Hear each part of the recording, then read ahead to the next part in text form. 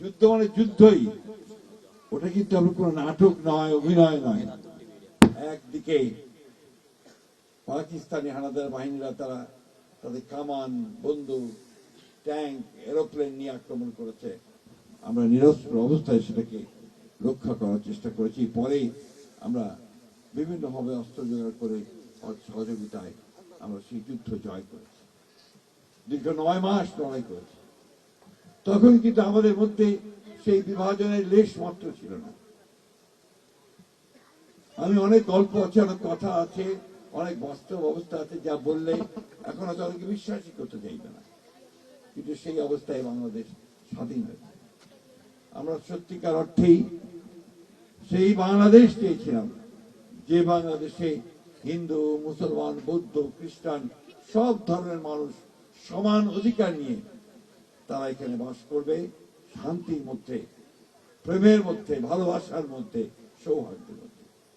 এক সময়টা ছিল, আমরা সেই অবস্থায় আমরা বড় হয়েছি। আমার মনে আছে আমি যখন ছোট স্কুলে পড়ি তখন আমার পিসির বাসার পাশে আমাদের বন্ধুর বাসা ছিল, মৃণালকান্তি রায়।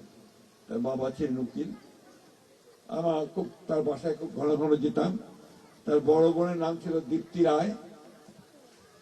তার মা পূজা ঘরে পূজা করতেন। আমি আর আমার বন্ধু মৃণালকান্তি রায়, মুকুল ডাকতাম।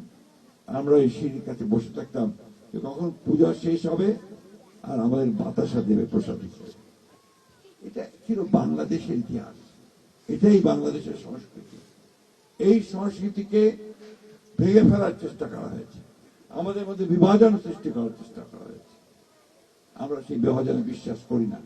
আমার বয়স আজকে অনেক, কিন্তু আমি এখনো জোর গলায় দীপ্ত কণ্ঠে বলতে পারি আমরা সেই বাংলাদেশ চাই যে বাংলাদেশে হিন্দু, মুসলমান, বৌদ্ধ, খ্রিস্টান আমরা একসাথে বাস করি। আজকে দুর্ভাগ্য আমাদের আজকে সেটা চেষ্টা করা হয়েছে অতীতে সেটাকে বিনষ্ট করবার। আজকে আবার রাজনীতির নামে, নির্বাচনের নামে আবার সেটাকে বিভক্ত করার চেষ্টা হচ্ছে। আমরা আপনাদের কাছে খুব স্পষ্ট করে বলতে চাই, আমি রাজনীতি করি, দীর্ঘকাল ধরে রাজনীতি করি। রাজনীতির মূল লক্ষ্য হচ্ছে আমি মানুষের কল্যাণ করতে চেয়েছি, সব শ্রেণী, সব গোত্রের কল্যাণ করতে চেয়েছি। আমি রাজনীতিকে ব্যবসা হিসেবে নিইনি। রাজনীতি করে আমি সম্পদ তৈরি করিনি। আমার বাবাও করেনি, আমিও করি। আমার বাবার নাম এখানে অনেকেই জানেন, বিখ্যাত নাম ছিল চকা মিয়া। আমরা আমাদের পারিবারিক যে সম্পদ তা বিক্রি করে আমরা রাজনীতি করি, এটা অনেকেই জানেন। তাই বন্ধুগণ এবং আমার যারা আজকে এখানে উপস্থিত আছেন, আমার ছেলে মেয়েরা এখানে, আমার নাতি নাতি বয়সেরও অনেকে আছে, আমি সবাইকে একটা কথাই বলতে চাই, আমরা যেন ভয় না পাই। ভয়ের কাছেই আমরা যেন মাথা নত না করি। আমার এই যে মেয়েই বলবো, কিছুক্ষণ আগে যে কথা বলেছে যে আমরা এই দেশের নাগরিক, এই দেশে তোমার যেমন অধিকার আছে আমারও সমান অধিকার আছে। সেই অধিকার থেকে আপনারা কখনো নিজেদেরকে সরিয়ে নেবেন না। আপনারা সবসময় মাথার মধ্যে রাখবেন, এই দেশের প্রতিটি ধূলিকণা হচ্ছে আপনার ধূলিকণা, আপনার মাতৃভূমি। এখানে আমার যে অধিকার, আপনারও সেই একই অধিকার। আমার নেত্রী দেশনেত্রী বেগম খালেদা জিয়া এই কথাটা সবসময় বলতেন। তিনি অত্যন্ত কষ্ট পেতেন যদি কেউ বলতো সংখ্যালঘু। বলছে কেন সংখ্যালঘু? এই বাংলাদেশে কোনো সংখ্যালঘু নাই, এখানে সবাই সমান অধিকার নিয়ে বাস করবে। আজকে সেই পথে আমাদেরকে যেতে হবে। আমার নেত্রী, আমার মাতা দেশনেত্রী খালেদা জিয়া, তিনি চলে গেছেন কিছুদিন আগে। আপনারা লক্ষ্য করেছেন যে তার জানাজাতে, তার শেষকৃত্যে লক্ষ লক্ষ মানুষ এসেছিল, হিন্দু, মুসলমান সব এক হয়ে। তারা এই কথাই ভেবেছিল যে তাদের সবচেয়ে বড় ছায়াটা মাথার উপর থেকে বোধহয় সরে গেল। আমরা সেই ছায়াটাকে আবার আনতে পারি, আমরা যদি সবাই এক হই, এক হয়ে রুখে দাঁড়াই। 1971 সালের যুদ্ধের সময় যেভাবে আমরা সব এক হয়েছিলাম, হানাদার বাহিনীর বিরুদ্ধে যেভাবে রুখে দাঁড়িয়েছিলাম, সেইভাবে যদি রুখে দাঁড়াতে পারি, তাহলে আমরা সমস্ত কিছুকে দূর করতে পারবো। আমরা কেউ মনে কষ্ট পাবেন না। একটা কথা বলি, আমাদের বিগত প্রধানমন্ত্রী যিনি চলে গেছেন, পালিয়ে চলে গেছেন ভারতে, আমার তার কাছে একটা প্রশ্ন, আপনি যেভাবে চলে গেলেন, আপনার যারা কর্মী, আপনাকে যারা ভোট দেয়, তাদেরকে ফেলে একেবারে অসহায় অবস্থায় আপনি কেন চলে গেলেন? আপনি যেখানে ফেস করতে পারতেন, আমরা যেমন ফেস করেছি 15 বছর, আমরা 111টার মামলা আসামি আমি ছিলাম। আমি 11 বার জেলে গেছি। আমার নেত্রী দেশনেত্রী বেগম খালেদা 6 বছর জেলে ছিলেন। আমরা তো পালিয়ে যাইনি। আমাকে সামনেই ফেস করতে হবে, সামনেই দাঁড়াতে হবে, অন্যায়ের বিরুদ্ধে দাঁড়াতে হবে, ন্যায়ের পক্ষে দাঁড়াতে হবে। আজকে সেই চেতনা, সেই বোধ নিয়ে আমরা যদি দাঁড়িয়ে থাকি, তাহলে আমাদেরকে কেউ পরাজিত করতে পারবে না। আমি সবসময় আপনাদেরকে বলবো, ভয় পাবেন না। ভয় হচ্ছে মানুষের সবচেয়ে বড় শত্রু। যেদিন ভয়কে জয় করতে পারবেন, আপনি মনে করবেন সেদিন আপনি জিতে গেছেন। এই কথাটা মাথায় রাখবেন।